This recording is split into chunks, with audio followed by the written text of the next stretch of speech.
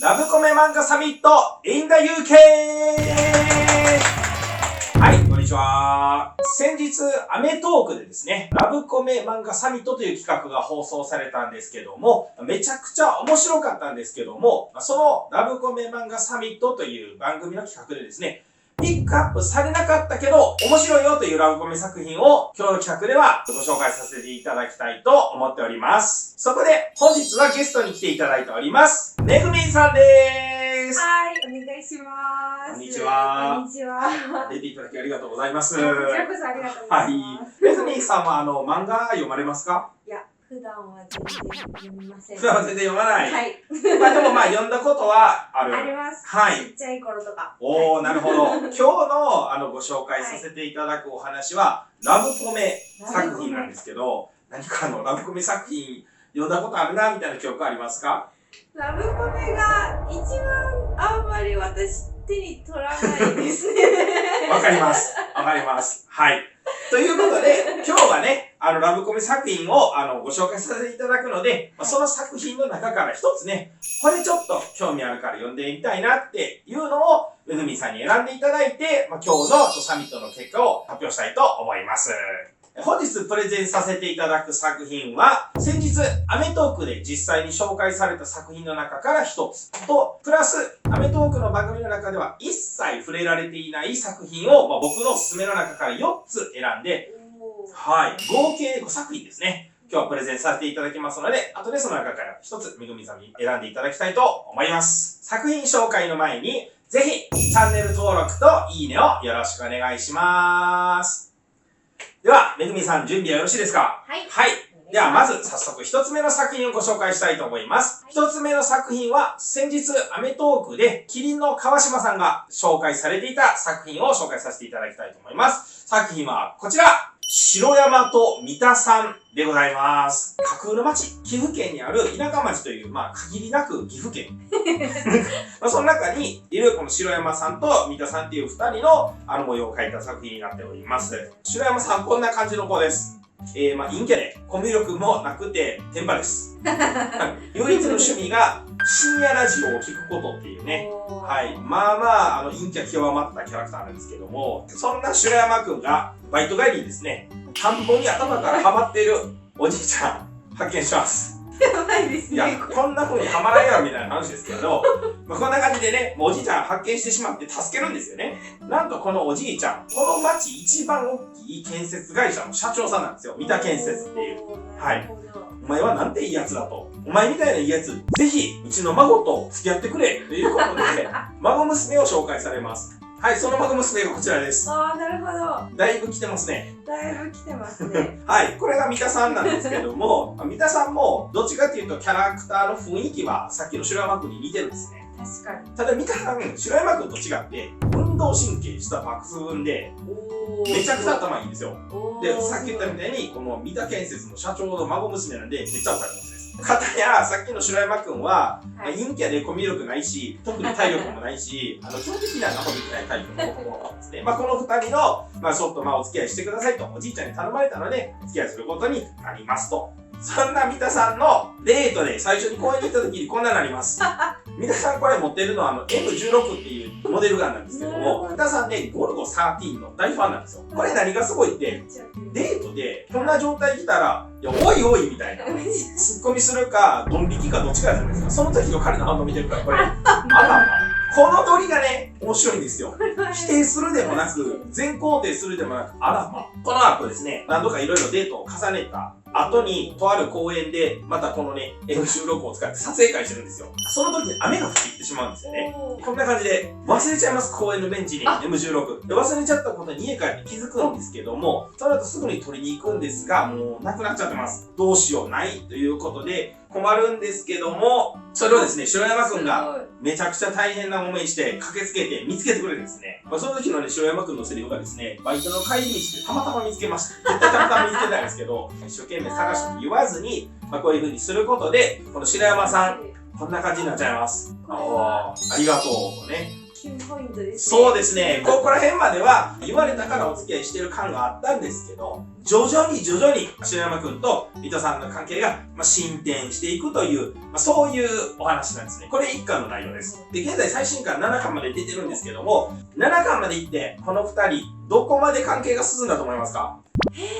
どこまで関係がはい、こんな素朴な2人なんですけども、この2人、はい、最新巻のデートではこうなります。これ2人は今ピクニック、はい、微笑ましくピクニックしてますね。さあ、この次のシーン、こうなります。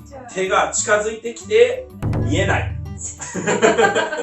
ちょうどいいところが見えない。さあ、この後ろ、はい、どうなってるか、トン、ここまで距離が縮まってます。はい。そう、わずかながら7巻かけて距離が縮まってます。手つなぐはいってるかなって思ったんですけどね。そうですね、手つなぐまで多分20巻ぐらいかかるかもしれないです。まだ。はい、だから7巻でここまで進みました。こんな感じのね、素朴な2人を描いた漫画っていうのが、今日紹介しました篠山と三田さんっていう作品でございます。嬉しい。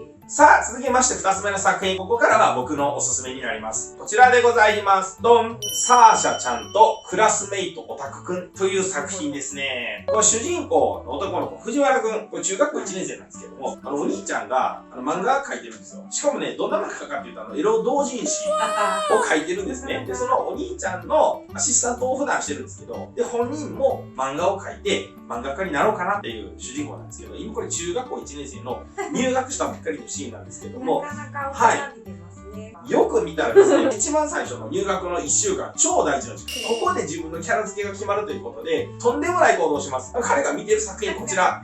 エロ漫画です。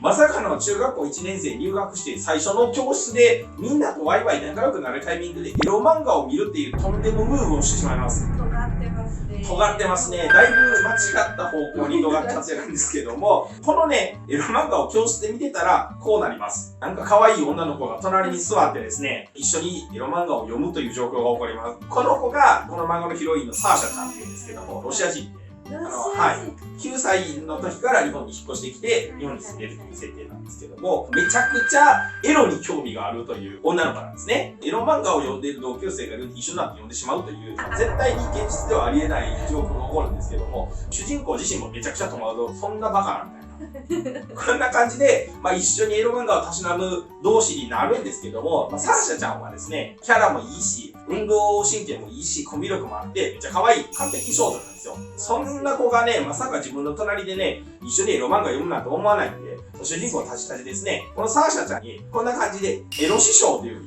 師匠認定されてしまいます。主人公はエロの師匠ということで、サーシャちゃんと一緒になぜかエロ漫画を読むという展開がね、しばらく続くんですけど、そこにこのサーシャちゃんの同級生というかね、お友達がやってきて、エロ漫画やろうと一緒にいるじゃん、こんなやつの近くいるんじゃねえよ、みたいな感じで、友達から注意されるんですけども、その時のサーシャちゃんの一言がこちら、人の大好きの気持ちをバカにするなのはダメだよって。いいこと言ってる。はい。状況はむちゃくちゃなんですけど、めっちゃいいこと言うんですよ、このサーシャさん。キモいって言うけどね、キモいのも一つの才能だよっていうね、ところにもなってないセリフを入ってるんですけど、こんな感じでね、師匠と仲良くなっていくという、そういうラブコメですね。実際ですね、このサーシャちゃんからしたらですね、エロ漫画をね、描いてるこの藤原くんのことね、リアルに尊敬してるんですよ。こんな人の心を動かすものを作ってすごいなっていうことで、本当に師匠認定してるんですけども、この二人がですね、だんだん距離が縮まっていくっていう分かるエピソードがこちらになります。ある日ですね、サーシャちゃんがですね、とある学校の先輩に声をかけられてます。先輩にね、デートに誘われたという風になるんですね。さあ、そこで藤原くん、ただの師匠と弟子という関係だったと思い込んでるんですけど、当然もう惹かれてるわけですよ。それをね、素直に自分の中でね、女の子好きだっていう気持ちにはまだ気づいてないぐらいの感じ。そこでデートに行く約束をしてしまったサーシャちゃんに、主人公が取った行動がですね、スマホを僕持ってないから、スマホを買いに行かないみたいな感じでね、デート阻止しようとするんですよ。でそこでサーシャちゃんが言うわけですよ。なんで今日じゃないとダメなの？それはデートを断ってまで一緒に行かないとダメなのっていうことなんですけども、デートを断ってでもいいからダメだと。俺と一緒に来てくれと。ちょっとね、男っぽいとこも見せるんですけども、それはどういうことなのみたいな感じで、ちょっとサーフィンがね、まんざらじゃない感じで聞くんですけども、ただスマホを買いに行くのについてきてほしいっていうね、ちょっとね、残念な言動にサーシャが怒っちゃいます。ここね、結構ね、そこそこいい仲だなと思うんですけどね。はい。こんな感じで実際に携帯電話を買いに行きまして、その日の夜ですね、初めてメッセージを送り合うんですけども、主人公、こんなんになります。人生で初めて可愛い女の子とメッセージのやり取りをするっていう行為に興奮してしまってですね、この気持ちは何かわからない、整理がつけられないと、どういうことだよみたいな感じになっちゃったんですね。こんな感じでね、二人の仲がこの後もどんどん成長していくわけなんですけども、実際にこの主人公の藤原くんがね、このエロ漫画を一つ作品完成させます。やっとできたから、サーシャちゃんに見てほしいということでね、見てもらいます。その時の感じがこんな感じです。嬉しそう。そうなんですよ。サーシャちゃんはですね、これを見て、めっちゃ良かったよと。こんないい作品作れて、師匠すごいですって話になるんですけども、そんな感じでかなりいい感じになった後、サーシャちゃんもお家に帰って、サーシャちゃんの方もだいぶもう気持ちがね、もう落ち着かない感じになってきてる。ところが、ここからがですね、だいぶ大変なんです。こうなります。メッセージがね、サーシャちゃんの方にね、入るんですけど、そのメッセージは師匠じゃなくてね、先輩なんですよ。あれ？先輩。はい。先輩から電話がかかってきて、と話していて、サーシャちゃんもどっか行こうよみたいな誘われてるんですよ。でもちょっと私はそんな気分じゃないけども、先輩もですね、嘘つくな、家に誰もいねえんだろみたいな。俺行くぞ今からみたいな感じになってきてしまってる。さあ、この後、このピンチどうなるかっていうところはですね、実際に読んでいただきたいなという感じでございます。はい。ここだけ聞いたらですね、それなりに展開想像できると思うんですよ。はい。なんかいろいろ一悶着あって、それどころじゃないですか。そうなんですか。僕、この作品読んで、めっちゃ心痛くなってしまって、わあ、最悪や、みたいなね。そこからそうなるか、みたいなことがね、起こってくるんで、ぜひ読んでいただいて、はい。そんな感じでね、これがサーシャちゃんとクラスメイトオタクくんで作品、僕のおすすめの一つ目となりました。はい。では次の3作品目いってみたいと思います。3作品目はこちらです。姫野ちゃんに恋はまだ早いという作品ですね。さっきの内容はね、結構エロ重視、エロ漫画が好きという謎の状態なんですけど、これは小学生が主人公なんで、かなり微笑ましい。中高生ほどドロドロしてるっていう感じですね。じゃあまず、どんな感じでスタートするかなんですけども、こうなります。ヒロインの方、女の子の方が姫野ちゃんですね。この姫野ちゃんのお隣に座ってる子が、主人公男の子の王子くん。どっちも10歳ですね。小学校4、5年生ぐらいかな。1話目最初、姫野ちゃんから王子くんに手紙が来ます。そこにはこんなことが書いてあります。今日の放課後、体育館裏で待ってます。絶対に一人で来てね。こうなったら何想像します？告白とかそうやんね。普通そうなんですけど、ここで王子くんが思ってることはね、全然違うんですよ。実はね、このね、姫野ちゃん、例えば掃除しない男子に、ちょっと男子みたいな。なるほど。ちゃんと掃除しなさいよとか言うタイプ。はい。男子からは、ちょっと怖いなと思われてる。姫野ちゃんはね、かなりおませさんなんですよ。いろいろ背伸びしたい女の子で、王子くんのことが好きなんよね。で、呼び出しするわけなんだけど、片や王子くんはですね、ゼロゼロの完全なるクソガキ小学生なわけですよ。なるほど。はい。そこでこの呼び出しを食らった後、こうなります。何これ怖い。さらにさっき言ったみたいにね、これはやばいぞと。ついに呼び出し食らってしまったと思っちゃうわけですよ。このね、王子くんのドキドキとね、姫野ちゃんのドキドキ全然違うんです。で、実際に放課後行くとこうなっていきます。もう戦闘態勢バッチリですね。姫野ちゃんも何してんのあんたみたいな感じになるんですけどね。なんで呼んだのって言わなきゃわかんないのって。ほんと子供なんだからっていうね、もうザ・おませさん発言が始まりました。私さ、最近寝不足なのよ。お肌が荒れちゃうし、授業には集中できないし、あんたのせいよ、責任取ってね。責任って罰金ってことみたいな。1ミリも通じてない。確かに。ちなみにこれ僕、今でもこれ言われたら通じないと思うんですよ。ちょっと遠回しすぎなんですよ、セリフがね。遠回しすぎますね。10歳のね、マセドゼロの小学生の王子くんに1ミリも通じないですね。こんな感じの小学生の、すれ違い初恋ラブコメなんですよね。で、この後いろいろなことがあるんですけども、その中にね、一人ね、翼ちゃんっていうキャラクターがいて、女の子なんですけども、女の子のマセドゼロのキャラクターがいるんですよ。なるほど。男の子と同じ遊びをして、一緒にカードゲームとかしちゃう女の子がいるんですけども、なんかこの王子くんのいるグループで一緒にしょっちゅう遊ぶんで、なるほど。姫野ちゃんはもう気が利いてないと。ある時、マルコパーティーで、マリオパーティーをパクるんですけど、ゲームをする予定なんですね。でこの男のグループ、3人プラスさっきの翼ちゃんっていうこの4人なるほど。遊ぶ予定だったんです。4人目の翼ちゃんが歯医者の約束があるのに黙って遊ぼうとしてお父さん連れてかれちゃうんですよ。で3人になっちゃって、でみんなが言うんですよ。3人だったらもう1人誘おうぜって言って誰を誘うかっていろいろ考えるんですね。もう1人の男の子誘いに行くものも、サッカーでいないと。どうしようってなったら、じゃあ仕方ないから女子を誘うか。そこでね、1人目にね、誘うって名前出てきた子が全く別の女の子なんですけど、その子とは一緒にね、以前ゲームしたことがあるんですよ、メンツが。女子だけど、あいつは楽しく遊んでたから一回誘ってみるかっていうことでね、誘いに行くんですよ。そしたらね、その子もね、たまたまもう家にいなくて、それで、主人公の王子くんがついに言うわけですよ。姫乃ちゃん誘ってみないみたいな。みんなは、あいつ誘うのみたいな感じになるんですけど、実際誘いに行くんですよ。でもちろん誘われて姫乃ちゃんは超ハッピーで参加するわけですね。で、実際にめちゃくちゃ楽しく遊べるんですよ。で、遊んだ後の帰りがこれです。はい。もう姫乃ちゃんがね、すごい楽しそうにしてたのがね、わかるんですけど、それを見てね、王子くんちょっと罪悪感感じるわけですよ。最初から姫乃ちゃんを来てほしくて誘ったんじゃないような感じがしてしまってるから。そこでね、言うわけですよ。僕は姫乃ちゃんと遊びたいと思ってたんだよ。実はもう、心のどっかで姫乃ちゃんのことを誘ってもいいかなと思ってた。けど言えなかった。言えばよかったっていう思いをね、姫乃ちゃんに伝えるんですけども、逆にこのセリフ、1ミリも姫乃ちゃんに届いてない。なんでみたいな。一緒に遊んだじゃん、今日みたいな感じで。いや、そうなんだけど、みたいな。この小学生のラブコメっていう感じでね、なかなか面白いんじゃないかなと。姫乃ちゃんには、これはまだ早いという作品ですね。心が現れる作品なんでね、これもおすすめの一つとなっております。では、次4作品目いってみましょうか。4作品目のラブコメ漫画はこちらです。かくなる上は。なかなかかわいいと思いますね。かわいいですね。はい。この漫画まだね、1巻しか出てないんで、はい、まだ始まったばっかりですね。この2巻がですね、今年の12月末に出るんでね、楽しみにしてます。この漫画なんですけども、上原くんっていう主人公の男の子なんですけど、2次元を超えなく愛する漫画家を目指すド陰キャですね。昨今のラブコメ漫画の主人公は、陰キャオタクっていうのが結構定番なんで、この彼は結構ガチで漫画家を目指してて、漫画を実際に描いてます。彼が描いてる漫画は恋愛漫画なんですよ。自分の思う究極のヒロインっていうのを描きたい。ということで、ヒロインを描いてるんですけども、基本的に女の子ってよく分かってない。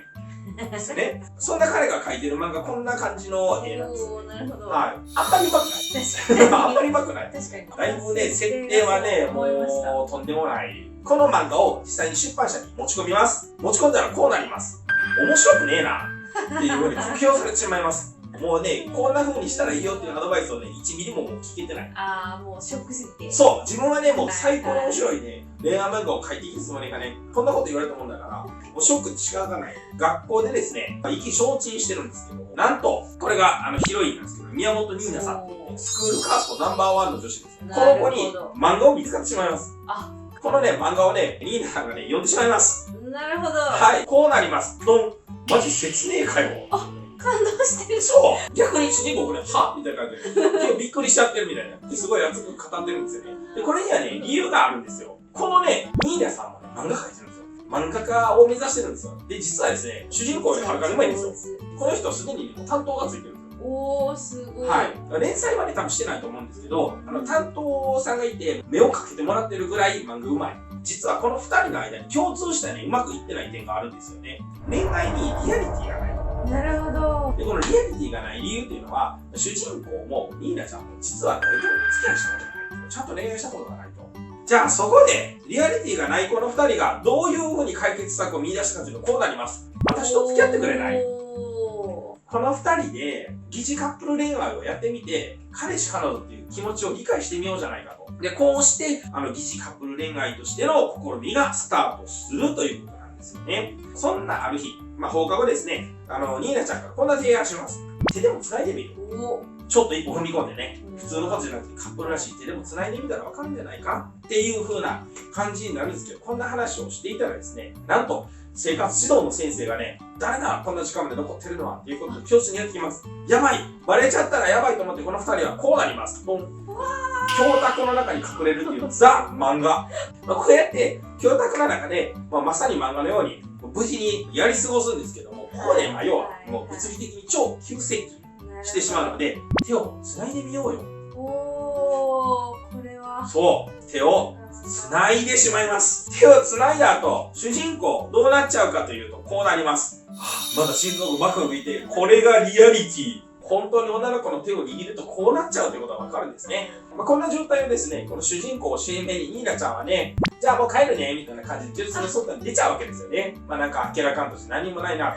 ところが、その時のニーナちゃんこんな顔します。ドン。うわー、これは来てますね。完全に来てますね。恋をしている顔ですね。そうですね。まさかのこの疑似恋愛で実際に惹かれてしまうという、まさしくオタクの夢のような展開が起こるわけなんですけども、こんな感じでですね、二人の関係がね、今後も少しずついい感じに進んでいくんですけども、いよいよ上原くんがね、新しい漫画を完成させます。それをこのニーナちゃんが見てくれます。これめちゃくちゃいいから、担当さんにまた見せに行こうよ。ね、ニーナちゃんは直接担当さんの電話番号とか知ってるんで、とりあえず電話して持ち込んでいいですかということで実際に持ち込みに行きます。さあ、持ち込みに行くときこうなりますね。もう不安で緊張で、もうお腹痛い、もうドキドキしてる主人公、ね、この出版社のビルの中に入っていくところで、ニーナちゃんが頑張れと応援するわけですね。さあ、実際に見せた漫画、結果どうなるか、こうなります。名刺もらいましたと。成長。そう、この2つ目の作品を持っていたことで、君また持ってきてよという。出版社の人にちょっと認めてもらうわけですね。はい、もちろんそこでニーナちゃんこうなっちゃいます。やったーと。お二人とも超ハッピーですよ。こんな感じでですね、疑似恋愛を通して、二人の仲が進んでいくというラブコメなんですけども、この後に、さっきの漫画の2作目をね、見てくれた編集さんが言ってるセリフがね、いいんですよ。面白くないんだけど、みたいな。この子ね、2回目なんだけど、1ヶ月ちょいね、まず次の作品に持ってきてガッツがあると。それに上手くなったかどうかじゃなくて、変わったって。作品が変わったと。きっとこれは何かあったんだなというね、主人公の人としての成長を漫画を通して感じているっていうことをここで表現してくれてるわけなんですよね。これが一巻の途中まで。まだこの後一巻まだ何話かあるんで、この後。面白い作品なんで、これもぜひ見ていただきたいなと思いますね。では最後5つ目の作品です。5つ目の作品はこちらです。ドン。僕と君の大切な話。これ、相当面白いです。いや、全部面白いんですけど。